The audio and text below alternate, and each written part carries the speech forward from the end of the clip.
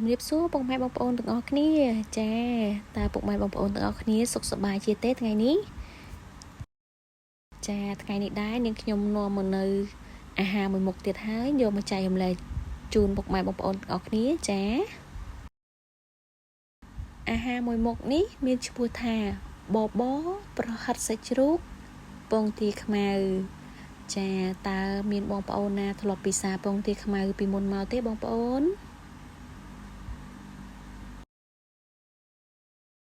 ចាបើតាមភាសាអង់គ្លេសពងទាខ្មៅនេះគេហៅថា thousand year age ចាបើសិនជាបងប្អូនធ្លាប់ពិសាតើបងប្អូនយល់ថារសជាតិពងទាខ្មៅនេះមានរសជាតិយ៉ាងម៉េចដែរចាដើម្បីកុំឲ្យរងចាំយូរសូមបងប្អូនអញ្ជើញទស្សនាវីដេអូដូចតទៅសម្រាប់ការធ្វើបបរនេះគឺនាងខ្ញុំបែងចែកជា4ដំណាក់កាលចាដំណាក់កាលទី1នោះគឺយើងធ្វើជាប្រហិតសាច់ជ្រូកសិនណាបងប្អូនគឺយើងមានសាច់ជ្រូកចិញ្ច្រាំលាយជាមួយនឹងខ្ទឹមសស្លឹកខ្ទឹមចាម្សៅស៊ុបអំបិលប៊ីចេង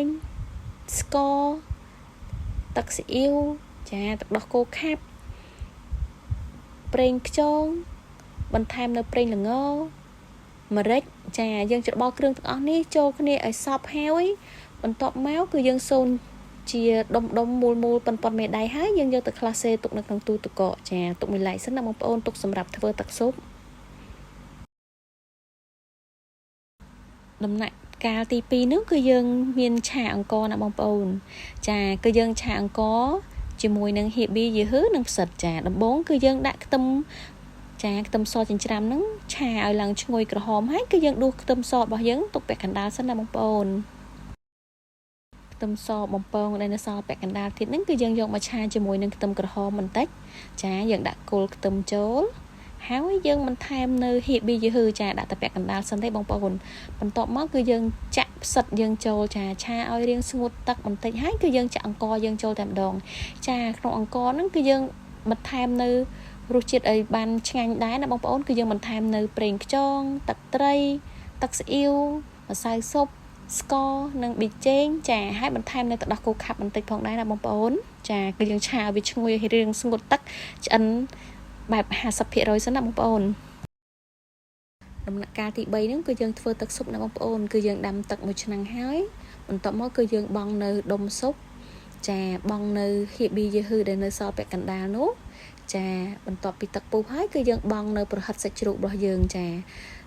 ធ្វើម៉េចរសជាតិកុំឲ្យប្រៃណាបងប្អូនចាធ្វើទឹកស៊ុបឲ្យឆ្ងាញ់តាមអ្វីដែលបងប្អូន